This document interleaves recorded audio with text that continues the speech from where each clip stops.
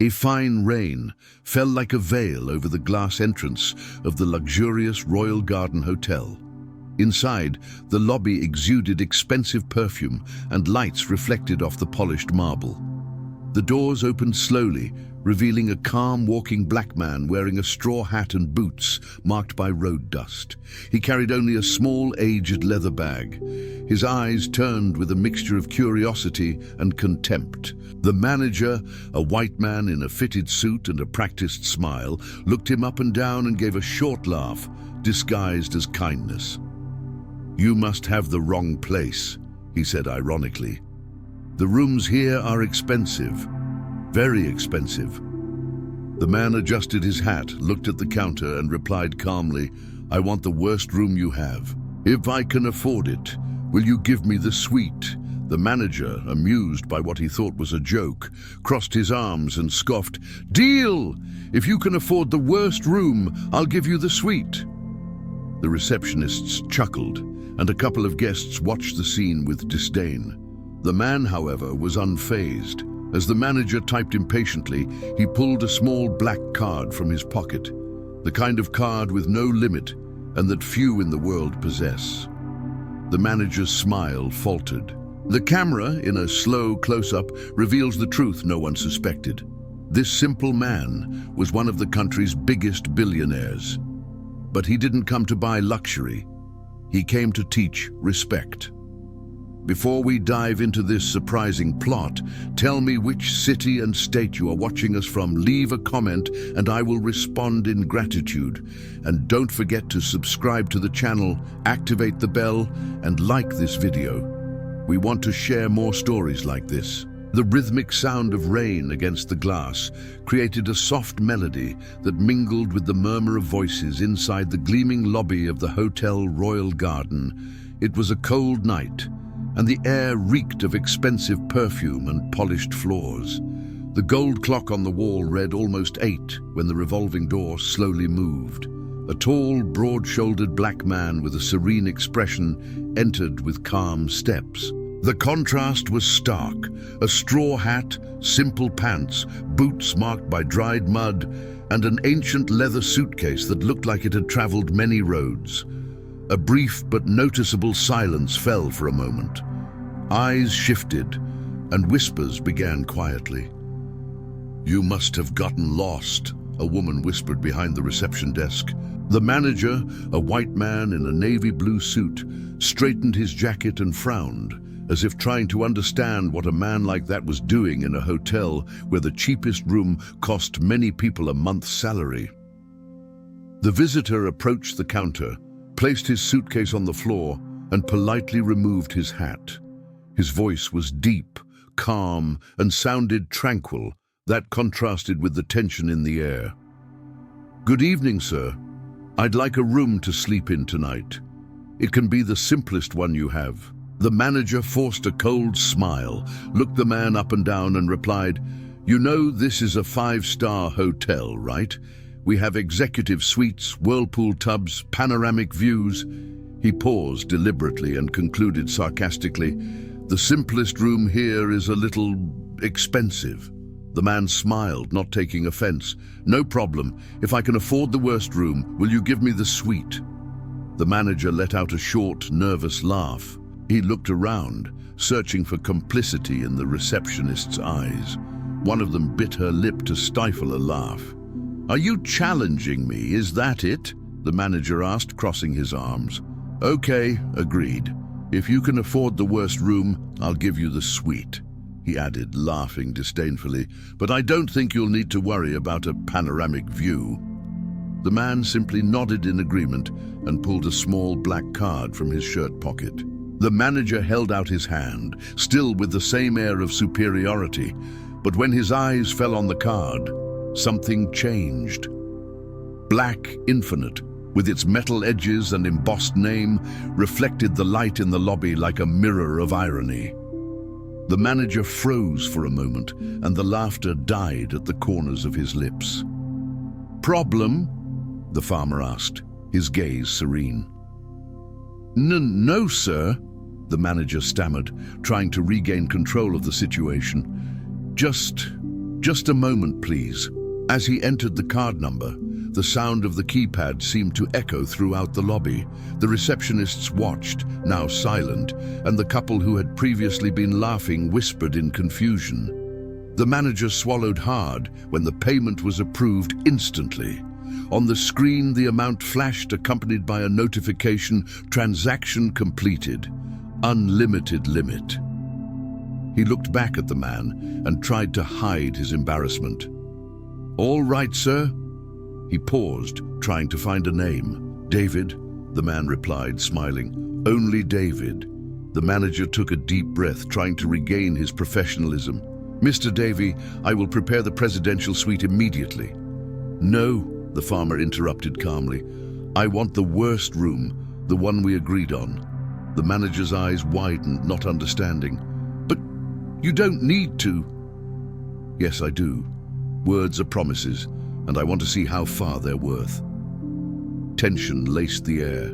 The silence was so thick that the sound of the rain outside seemed louder. The manager swallowed his pride and handed over the key, trying to keep his tone polite. "Of course, sir. Room 103, ground floor next to the laundry room." Davy thanked him, took the key, and walked slowly down the hallway, the sound of his boots echoing against the marble walls. The doorman watched him respectfully, and a young chambermaid, black like him, followed him with an admiring look. Perhaps she was the only one there who noticed something different, not in his clothes, but in his manner, in the silent assurance of someone who had nothing to prove. The room was simple indeed. White walls, an old fan, and a narrow window overlooking the parking lot. Davy set his suitcase on the bed, took off his hat, and took a deep breath. His gaze strayed for a moment to the rain outside, reflected in the glass. "They still test people's worth by their appearance," he muttered. Later, when he went down for dinner, the hotel restaurant was bustling. The manager, now more reserved, pretended not to see him. Davy walked to the buffet counter and greeted the waiters friendly. A group of businessmen were chatting loudly at a nearby table. One of them commented, without lowering his voice, "Look, even the country folk are staying here now." The laughter that followed was muffled, but David heard it. Still, he maintained the same calm smile, picked up a plate and helped himself. He sat in a corner and ate slowly, observing. The narrator describes the contrast, the simple man amidst luxury, and the confidence that emanated from him effortlessly. When he finished, he stood up and walked to the counter. The manager was already waiting for him, trying to be more cordial. "I hope you're comfortable, sir." "Yes, I am, sir," David replied, looking around. "It's beautiful here, and expensive too." "Thank you," the manager replied uncomfortably. "But do you know what's more expensive than all this?" David asked without changing his tone. "What?" the manager replied hesitantly. "Respect." The manager was speechless. Before he could respond, David placed the card back on the counter and said calmly, "I've already paid for the basic room. Now I want to fulfill the agreement. You can prepare the suite." The pale-faced manager nodded. When David and an employee went up to the highest floor, all eyes followed him. Up above, the golden lights of Imperial Suite reflected absolute luxury. David looked around and just shook his head. "It's pretty, but I still prefer the smell of wet earth after the rain." Minutes later, while sipping coffee served on porcelain, his cell phone vibrated. On the screen, a video call. It was his advisor. "Mr. Davy, tomorrow morning the regional director of the Royal Garden chain will meet with you to sign the acquisition contract." "Perfect," he replied matter-of-factly. "And let him know I want to keep everyone, including the manager. I just want him to learn what it's like to look at a man without weighing his wallet." The camera focuses on David's face, serene, thoughtful, while the narrator concludes in a firm, calm voice. That night, the entire hotel learned that wealth is not worn, it is carried, and that a man's worth lies not in the suit he wears, but in the dignity he maintains, even in the face of others' laughter. The next dawn brought an orange sky reflected in the mirrored windows of the Hotel Royal Garden, as if the sun itself wanted to announce that this would be a different day. The sound of brooms sweeping the lobby mingled with the smell of freshly brewed coffee and the clinking of cups in the restaurant. Davy was already up. He had woken early, as he had always done since he was young. He had a habit of rising before sunrise, gazing at the horizon and giving thanks for another day of life. But that day, as he gazed out over the city from his luxurious suite, he knew that dawn would bring more than routine. It would bring the consequence of the lesson you planted the night before.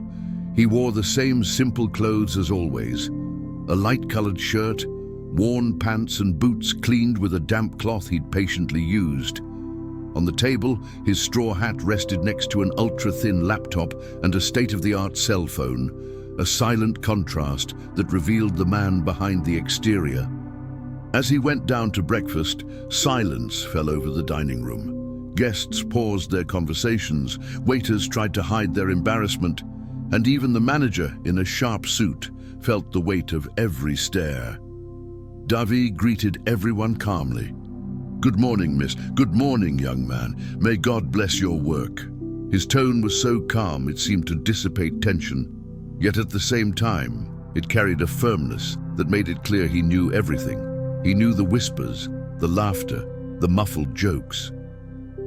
He poured himself a cup, sat at a corner table, and sipped his coffee calmly.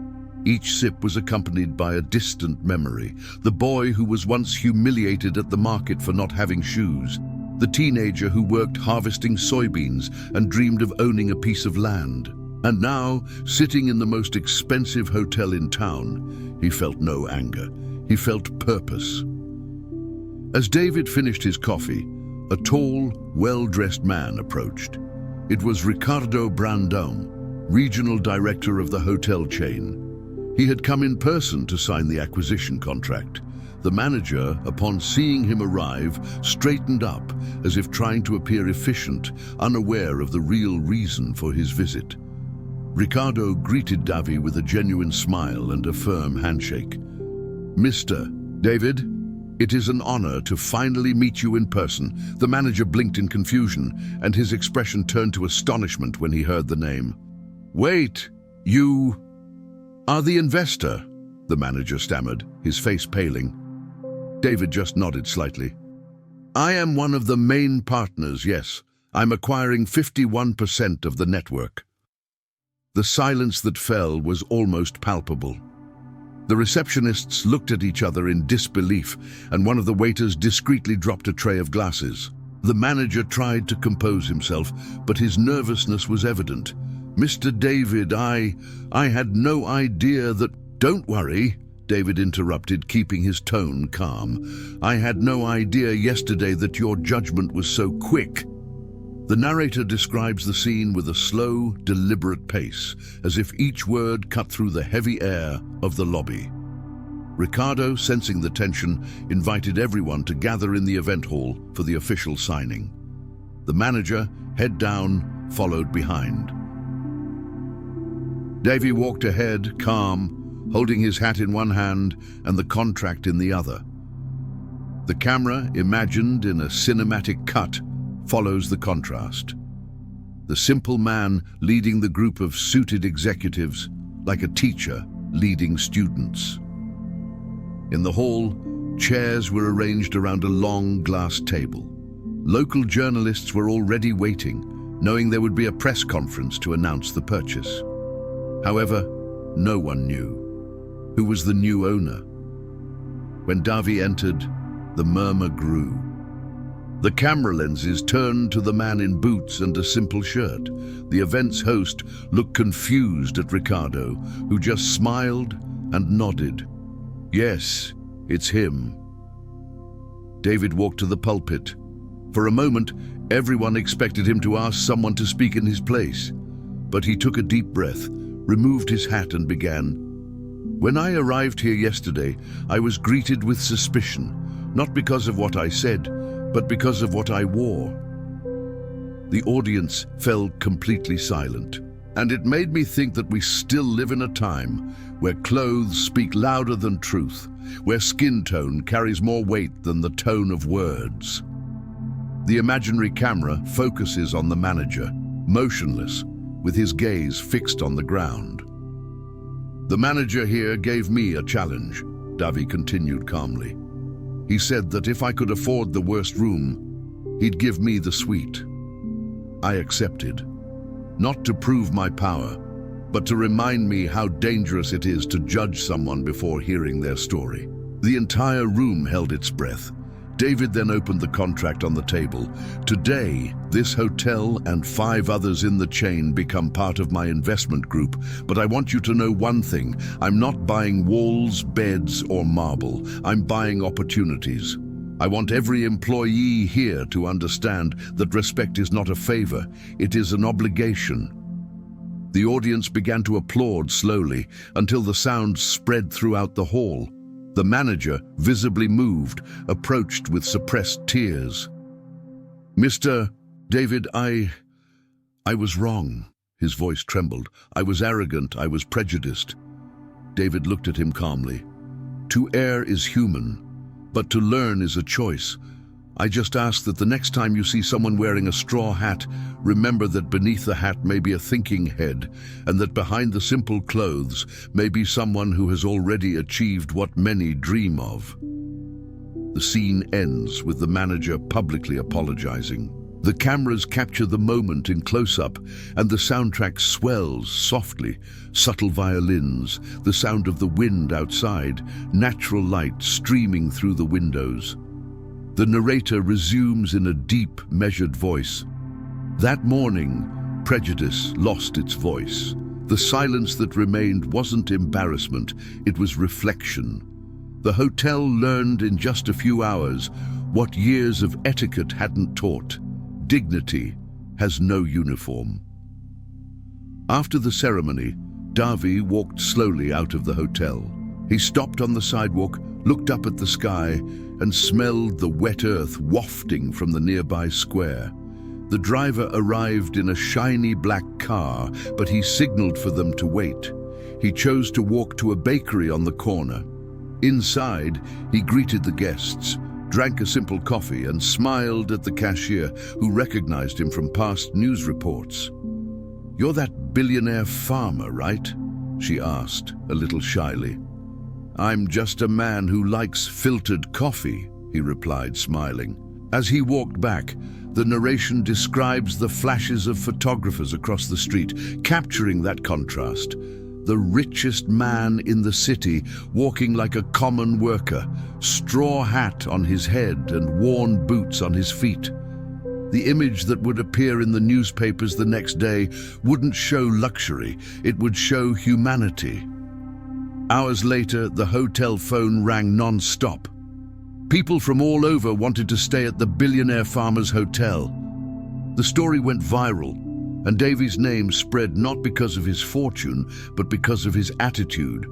In groups, magazines, and TV shows, people talked about the lesson in humility that silenced an arrogant manager.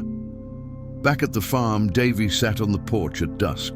The camera, in its final shot, slowly pulls away, showing the golden horizon, the distant sound of cattle, and the soft glow of light on his hat.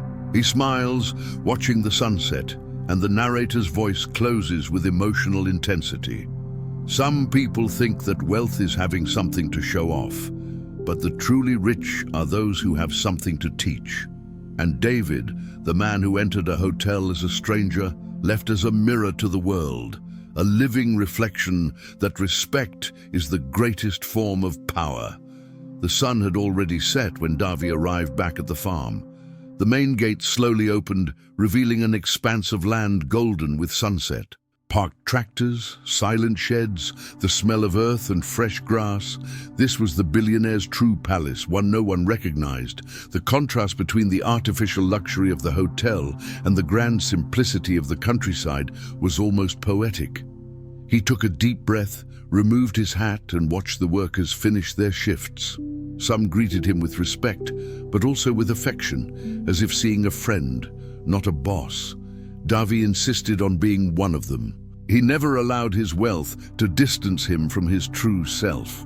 And perhaps that was what intrigued people most.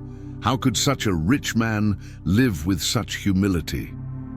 As he walked to the porch of the main house, his steward, Jonas, a grey-haired man loyal to him for over 20 years, came toward him with a tablet in hand. "Mr. Davi, it was all over the news," he said with a half-smile. "The billionaire farmer who humiliated Prejudice in the most expensive hotel in town." David chuckled, shaking his head. "I didn't humiliate anyone, Jonas. I just showed that respect can't be bought. It can be demonstrated." Jonas nodded in admiration. "You could have made a fuss," sued that manager, "but you preferred to teach a lesson with elegance." David looked at the horizon, where the sun was setting behind the hills. Scandal attracts applause. Silence educates. The imaginary camera slowly zooms out, revealing his silhouette against the orange sky. In the background, the distant sound of birds and the wind rustling the leaves create an atmosphere of reflection and quiet grandeur. The next morning, David received an unexpected visitor. An imported car pulled up in front of the farm, and out stepped the hotel manager, the same man who had humiliated him 2 days earlier. His face was tense, his gaze downcast, and in his hands was a crumpled envelope. The doorman, confused, announced his presence. "David, you have a visitor, the manager of the royal garden." David smiled, adjusted his hat and replied, "Let me in." The manager crossed the courtyard with hesitant steps, taking in the size of the property. Workers passed by, greeting David casually, while the visitor seemed increasingly dwarfed by the grandeur of the place.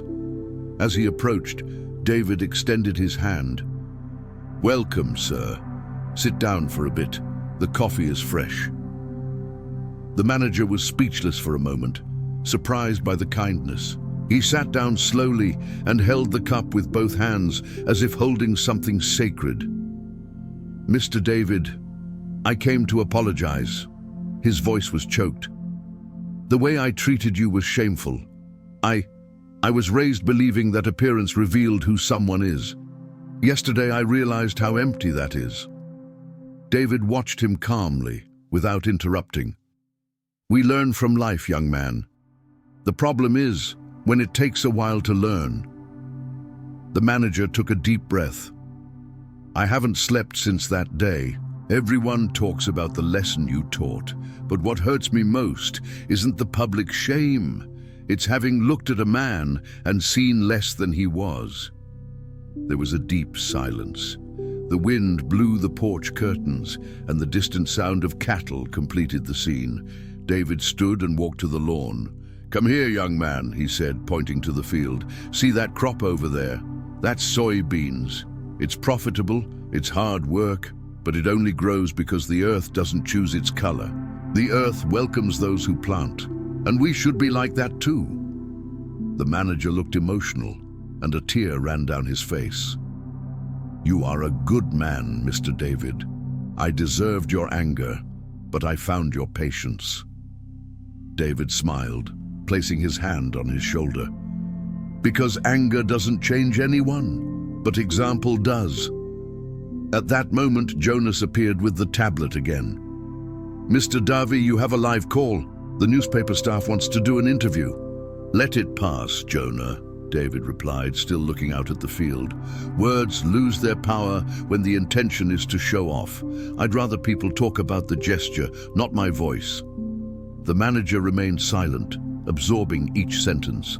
Before leaving, he handed over the envelope he was carrying. "It's a letter. I wrote it to you and to myself," he added sincerely. "I wanted you to know that I resigned. But if you ever need someone who's learned their lesson, I'll be around." David took the envelope and nodded. "Forgiveness is the greatest salary there is, young man. Go with God." The scene ends with the manager's car driving away down the dirt road, while David stands still, gazing at the horizon. The soundtrack grows soft, accompanying the slow rhythm of the sunset. The narrator enters in a deep, serene voice.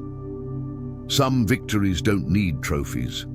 They shine in silence, in gestures, in the transformation of those who once made mistakes. David didn't defeat a man. He defeated the prejudice within himself. In the following days, the story gained traction across the country. Television shows, radio stations, and social media were all buzzing about the straw hat billionaire. People from all walks of life commented, some laughing, others moved. But for Davy, that no longer mattered. What mattered was knowing that perhaps, somewhere, someone would think twice before judging by appearance. One afternoon, sitting on his porch, he received a unique letter. It was from a public school in a small town. The children had watched the story online and wrote together, "Mr. David, we want to be like you, intelligent yet humble, rich in heart." He smiled, moved. "That's the best profit I've ever made," he murmured. While the world chases luxury and status, there are those who understand that true power lies in being human. David proved that money buys comfort, but it's humility that buys respect. And ultimately, the greatest investment is the one made in character. A man's wealth is not in what he wears, but in what he carries inside. Time passed, but the story of Davy, the billionaire farmer in the straw hat, continued to resonate far beyond the confines of his farm. People still talked about the day he silenced prejudice without raising his voice, and that silent gesture had become a national symbol. Invitations began to arrive from all sides, lectures, interviews, tributes, but Davy declined most of them. He always said the same thing, with the calm of someone who knows the weight of words. "I don't want a stage, I want a purpose." The world called him an example, but he only saw himself as an ordinary man who hadn't lost his sense of what was right. And this simplicity remained what most distinguished him from everyone. One morning, David received a phone call from a prestigious university in the capital. They wanted to honor him with the title of honorary citizen for his contribution to ethics, equality, and social development. He hesitated for a moment, looked out the window at the countryside and replied, "I'm not a man of diplomas, young lady. I'm a man of calluses. But if this honor can inspire someone to treat others with respect, I'll accept it." On the day of the ceremony, the auditorium was packed. White lights, cameras, journalists, and students waited anxiously. The contrast was there once again. Davy arrived wearing the same hat, the same boots, and the same leather suitcase. The security guards, unaware of who he was, nearly blocked him at the entrance. One of them approached and said, somewhat disdainfully, "Sir, this is a restricted event. Only guests with credentials may enter." David smiled slightly and replied, "Then let me wait outside. Suddenly they call my name." Minutes later, the master of ceremonies took the stage and announced enthusiastically, "Ladies and gentlemen, our special guest of honor tonight, businessman and philanthropist David of the Saints." The silence that followed was almost theatrical. The security guard looked at Davy in disbelief, and the man in the hat merely raised his eyebrows with a calm smile. "Looks like they called," he said, calmly walking down the center aisle as everyone stood to applaud. The soundtrack rises in an inspiring tone. The applause echoes, the sound muffled by collective emotion. On stage, Davy holds the microphone, takes a deep breath, and speaks firmly, without rehearsal, without arrogance, simply with truth. When a man thinks he's too big to be humble, that is when he begins to become small. The audience falls silent, hypnotized. "I was born in the countryside, carried sacks of corn on my back, planted under the hot sun, and slept on dirt. And do you know what I learned from the earth? That a good seed doesn't choose where it falls. It grows even in hard soil if you have the courage to persist." The imaginary camera pans over the faces of the people in the audience, some crying, others smiling in admiration. One day I walked into a hotel and they looked at me as if I were inferior. But I didn't go in to prove my wealth. I went in to prove respect. Today, each of you has the chance to do the same. Prejudice only survives when silence is complicit. The words resonate powerfully. A young black student sitting in the front row stands up emotionally and begins to applaud alone. Soon, the entire auditorium rises in a seemingly endless standing ovation. Davy smiles, adjusts his hat and concludes, "Don't give me medals. Give me the certainty that one day no man will need to dress luxuriously to be treated with dignity." The sound of clapping grows louder until it merges with the soundtrack. The image cuts to the next moment. Davy outside the university, sitting on a simple bench, drinking coffee from a styrofoam cup. A reporter approaches, curious, and asks, "Mr. Davy, you have been called a billionaire, a hero, a symbol of humility. But what are you after all?" He laughs with that calm, steady look. "I'm just a man who learned that respect is the only legacy worth leaving in the world." The camera slowly zooms in on his face, capturing the soft glow in his eyes and the serenity in his smile. The narrator enters with a measured voice, leading to the emotional climax of the block. Some build empires of stone and concrete. Others build invisible empires made of example, kindness, and courage. David chose the latter, and so, even when the earth covers him one day, his name will continue to blossom in the hearts of those who have learned that humility is the true sign of greatness. As the narrator speaks, the scene alternates between flashbacks. David arriving at the hotel in the rain, the embarrassed manager apologizing, the applause at the ceremony. Each image reinforces the cycle of transformation he has wrought, not only in others, but in the consciousness of everyone watching. The final sequence shows Davy returning to the farm, now at dusk. He walks among the workers, laughs with the children, and teaches a young man how to drive the tractor. The camera follows him in a slow pan as the sun paints the sky in shades of orange and gold. He stops, looks at the horizon and says, as if speaking to himself, but everyone can hear him, "In the end, what we take with us is not what we accumulated, it's what we spread." The screen gradually fades to black. The sound of the wind over the field blends with the narrator's voice, ending the segment with a powerful line.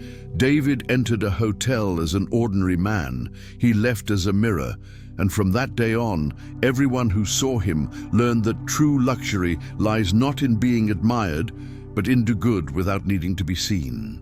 The music rises in emotional tone. The image freezes on David's face, smiling under the sunset, the straw hat slightly tilted, the serene gaze of someone who carries in his chest the kind of wealth that the world does not understand, but never forgets. Top of the form, bottom of the form.